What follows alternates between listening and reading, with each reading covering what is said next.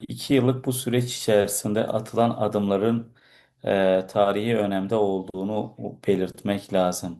Dünya çatışma çözüm deneyimlerinden de bize verilen tecrübeleri kıyasladığımızda bir müzakere masasının koşullarının oluşması için öncelikle çatışmasızlık zemininin yaratılması lazım. Çatışmasızlık sağlandıktan sonra hangi aşamaya geçiliyor? İşte o aşamada müzakere masasının koşullarının oluşturulması süreciydi. Bu adımlardan sonra mecliste kurulan komisyon bir çalışma yürüttü. Yüzlerce insan, sivil toplum örgütü, kamuoyunda etkisi olabilecek insanları dinledi. Bu insanlar bu sürecin ne şekilde başarıya ulaşacağına dair fikir ve görüşlerini ilettiler ve çok da kıymetli raporlar sundular. Ardından meclis komisyonu bir rapor hazırladı. Esaslı noktalarda daha cesur olması gerekirdi. Buna rağmen yine kıymetli buluyoruz çünkü süreci ilerleten bir noktadaydı. Peki bundan sonra ne bekleniyordu bizler için?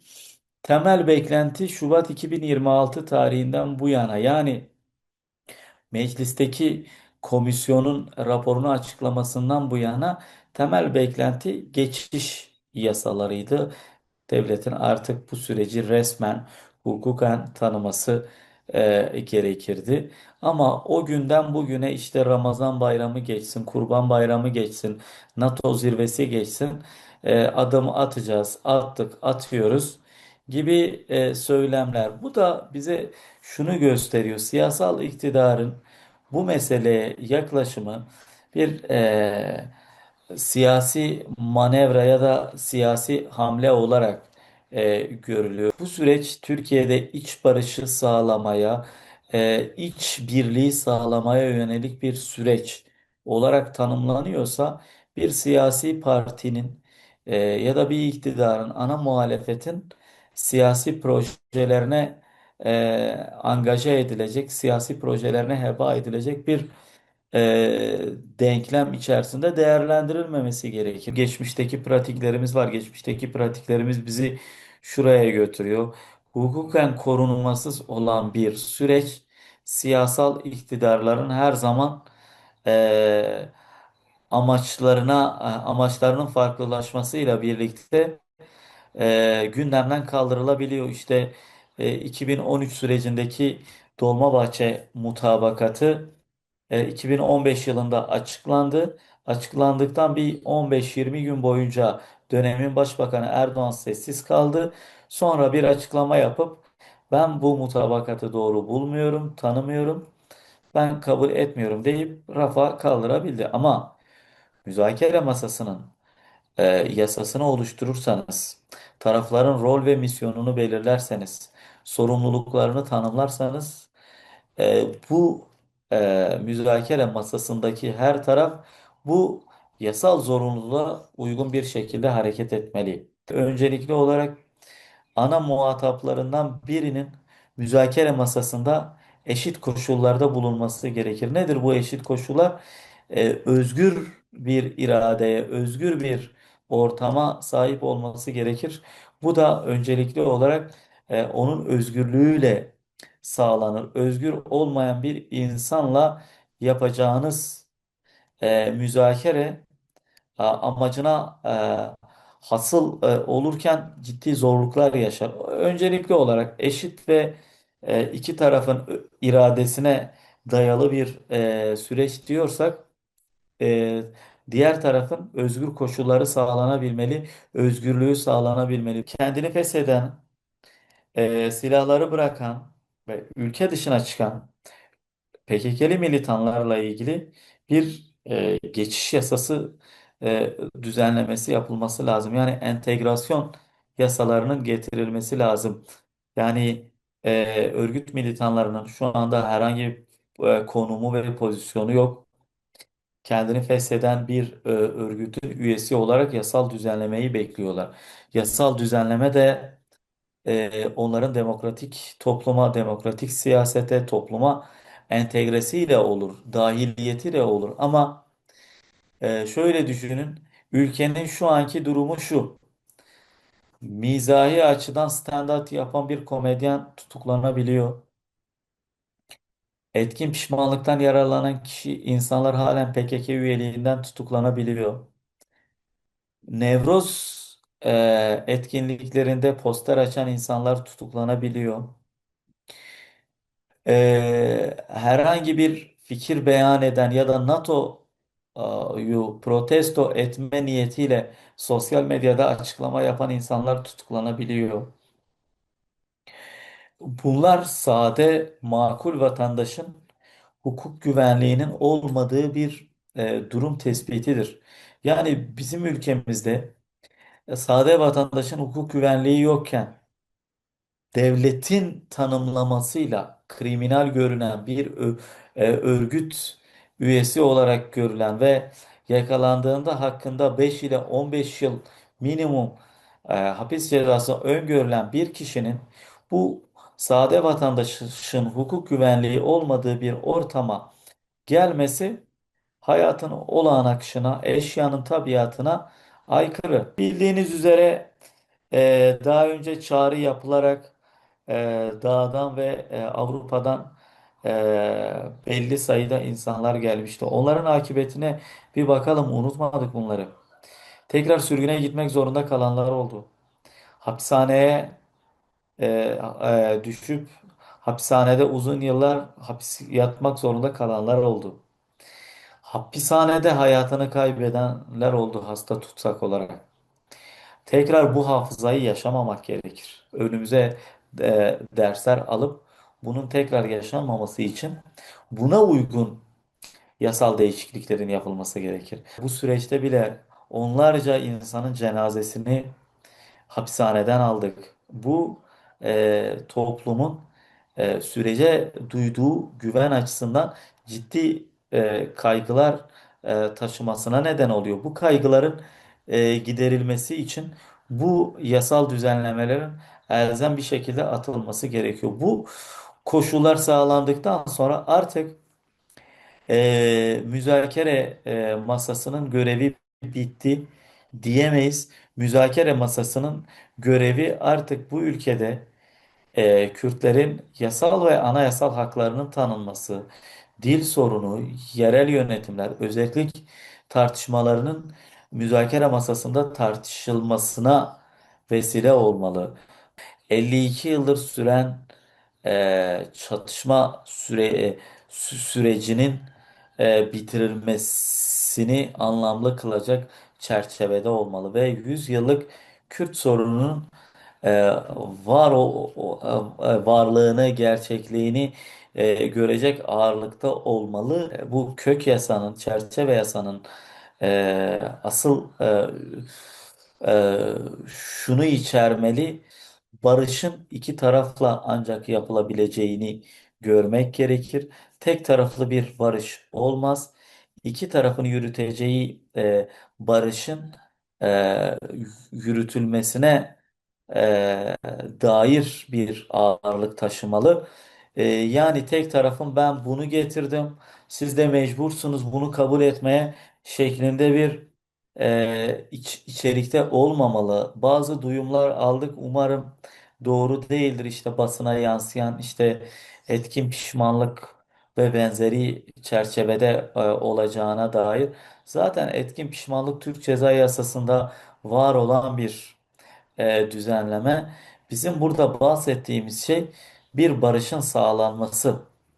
Yani salt güvenlikçi reflekslerle biz bu süreci tanımlayamayız. O yüzden burada e, bir tarafın yenildiği ya da bir tarafın zaferini içermemeli. Barış dediğiniz şey iki tarafla birlikte olur. İki tarafla oluyorsa bunun anlaşması, bunun sözleşmesi, bunun yasa taslağı da iki tarafın ortaklaşmasıyla olur. Buna dikkat edilmesi lazım. İşte geri dönüşe ilişkin eee, örgüt militanlarının kafasında hiçbir şüphe kalmaması gerekir. Nedir bu şüphe? Yani ben döndüğümde hukuki açıdan kendimi güvende hissedeceğim. İşte Geldikten sonra bir müddet değil, bir daha geriye dönük bu iddialarla ilgili yargılanmayacağım. İşte topluma çok rahat karışabileceğim. Demokratik siyaset hakkım elimden alınmayacak. İşte bu tür içerikleri taşımalı. Aynı zamanda dediğim gibi yani bununla birlikte Sayın Öcalan'ın özgürlüğü ve statüsüyle ilgili bir çerçeve de içermeli bu yasa. Bunlar olduğunda aslında bir yönüyle bu çerçeve yasa açısından öncelikli amaçların hasıl olduğu görülecektir. Süreçle orantılı olarak kendisine bir rol ve misyon biçiliyorsa sürecin ağırlığına denk gelecek şey Sayın Öcalan'ın özgürlüğüdür. Özel bir yasayla da bu sağlanabilir kendisiyle ilgili. Bu sağlandıktan sonra özgür koşullarda bu müzakereyi çok daha rahat yürütecektir. Ve bu sürece denk düşen şey aslında doğrudan Sayın Öcalan'ın özgürlüğü olmalı. Umut hakkını bekleyen binlerce insanın yararlanabileceği bir hak. Bu yönüyle kesinlikle bu umut hakkı ile ilgili düzenlemenin sağlanması gerekiyor. Ama Sayın Öcalan'la ilgili sürece denk düşen şey öncelikli olarak özgürlüğünün sağlanmasıdır. Hukuki güvence şundan önemli, meseleyi tanımlıyor. Meseleyi tanımladığı için tarafların belli bir sorumluluğu oluyor. Bu sorumluluğu yerine getirmek de bir zorunluluk aslında. 2013-15 sürecinde bir yasal zorunluluk ihtiyacını Sayın Öcalan ısrarla altını çiziyor. Devlet bunu görmedi ya da görmek istedi ya da sürece dair motivasyonu bu kadar ciddi değildi. O dönem için yasal zorunluluk olsaydı taraflar bu kadar kolay masayı deviremeyecekti. İşte ben mutabakatı tanımıyorum diyemeyecekti. Bu yüzden e, yasal düzenleme aslında bir garantördür. Yani fiili bir garantör değil, hukuksal bir garantördür. Yasa olduğunda kamuoyu kendini daha güvende hisseder. Süreci daha sahiplenici bir noktadan yaklaşır ve tarafları yasaya uymalarını hatırlatır. Yasaya uyma zorunluluğunu e, kamusal, toplumsal bir baskı oluşturarak iktidarı bu adımları atmaya zorlar. Meclisin tatile girmemesi, biraz keyfinden feragat etmesi gerekir. Bu kadar hayati önemdeki bir mesele için. Bu sene de meclis tatile Temmuz'da değil de Ağustos ya da Eylül'de giriversin. Kıyamet kopmaz. Bu ülkede işçinin, emekçinin 10 gün, bir hafta izin yaptığı bir toplumda yaşıyoruz. Toplumun hizmetkarıyız diyen milletvekilleri de bu seneki mesailerini barış için yapsınlar. Bu seneki mesailerini ülkenin bekası için yapsınlar. Bu ülkenin toplumsal gerçekliğine hizmet etmesi için yapsınlar. Ve bu önemi görsünler. Çerçeve yasanın yazın meclisten geçirilmesi elzem bir durum. Başından itibaren sürecin tüm aşamalarında üzerimize düşen rol ve misyonu yerine getirmeye çalıştık. Eksiklerimiz yok mu? Çok fazla var. Toplumun bizden beklentilerini karşılayabildik mi? Toplumun bize verdiği değerle orantılı olarak toplumun beklentilerini tam anlamıyla karşılayamadık. Bu noktada bunların farkındayız ve süreç ilerledikçe üzerimize düşen sorumlulukları arttırmaya da çalışıyoruz.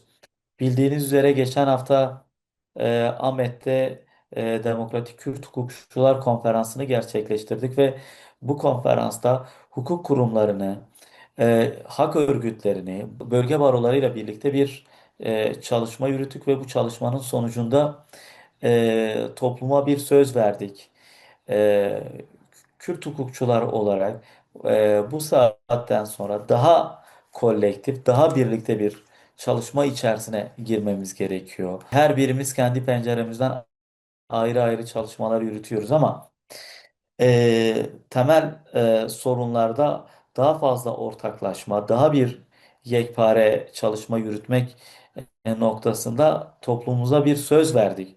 Bu söz doğrultusunda bizler Ee, bu sorunun çözümü açısından kimlik meselesi, ana dil meselesi, işte yerel yönetimler meselesi ve hak ve özgürlükler meselesi, Türkiye'deki demokratikleşme, hukuk güvenliği, hukukun tesisi meselesinde birlikte mücadele edeceğimize dair sözler verdik. Bizler hukukçular olarak her türlü çalışmanın içerisinde yer alacağımızı, buna hazır olduğumuzu zaten her türlü ortamlarda dile getiriyoruz. Tekrardan bizler bu çağrılarımızı da yeniliyoruz birlikte bu mücadele zemini içerisinde.